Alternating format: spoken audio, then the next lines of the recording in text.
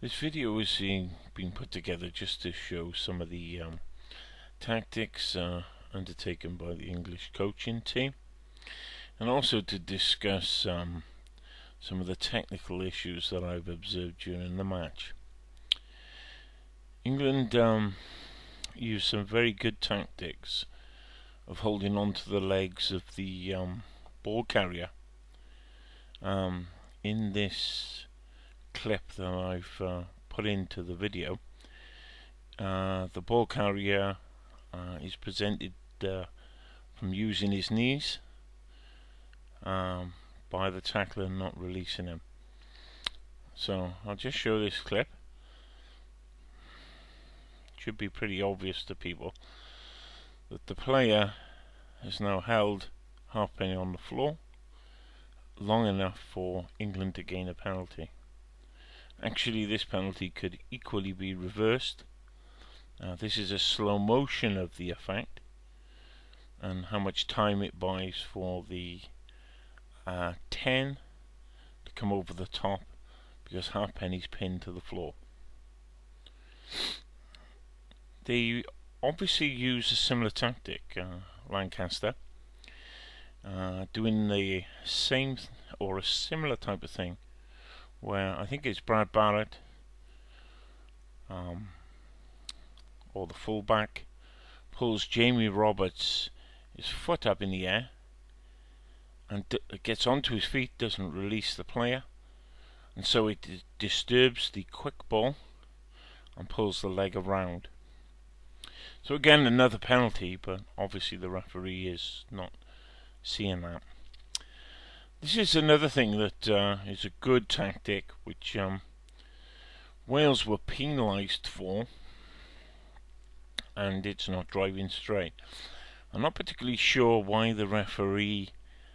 It would be interesting to see what the coaches were saying to the referee prior to the game. It seems like the referee had come in with some preconceived ideas of what was going on in the scrum. So I'll now show the clip, and it looks pretty nothingness until you start to slow it down and analyse body angles and things like that. So that's at normal speed. What coaches call the wrap round and drive through. But it was England who was creating the momentum to do it.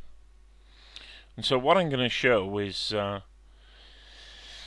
the walk around and drive. And I'm going to try and show it in slow motion.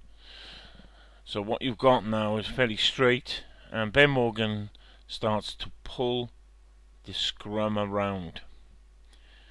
So he starts to walk, and these are now digital stills where Ben Morgan is straight, Faletau is straight, and then Ben Morgan is moving his feet to pull it around. Gethin-Jenkins is not really advanced in any shape, and again the walk around, you can see his feet moving sideways to pull the scrum around. So it's the wrap around, so now they're driving and pulling around.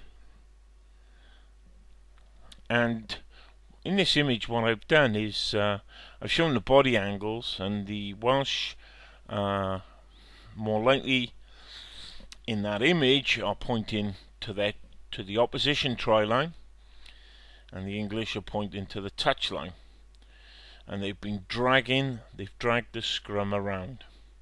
Obviously then they go through the drive-through and the penalty is awarded. I'm not sure why refs aren't shown stuff like this. They should be aware of what coaches teach. Many coaches I know will have taught the driving in and wrapping round. This is another tactic. This is a slow motion that show the details of the walk around.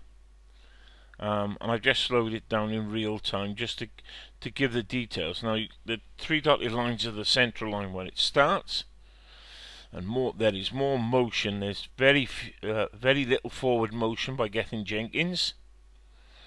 In fact, his back is probably still straight, And what you will notice is Ben Morgan now dragging the thing around, and then the drive comes on.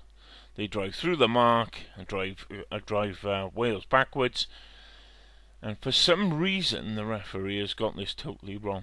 This is a deliberate ploy, and it's used by many rugby clubs at all sorts of levels. It generally comes from having a weaker scrum. People who don't want to push straight are the ones who have the weaker scrum. In this is just a new type of choke tackle.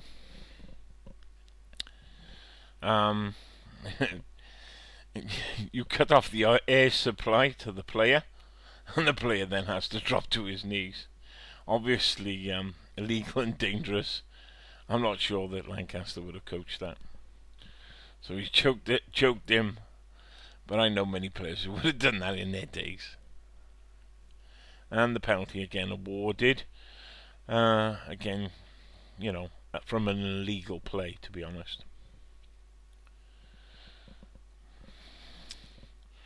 This is the positive side. I think it's really very good, destructive rugby where England stay on their feet. They stay on side. And you see a lot of Richie McCaw in this type of work, where the player comes around and kicks the ball out.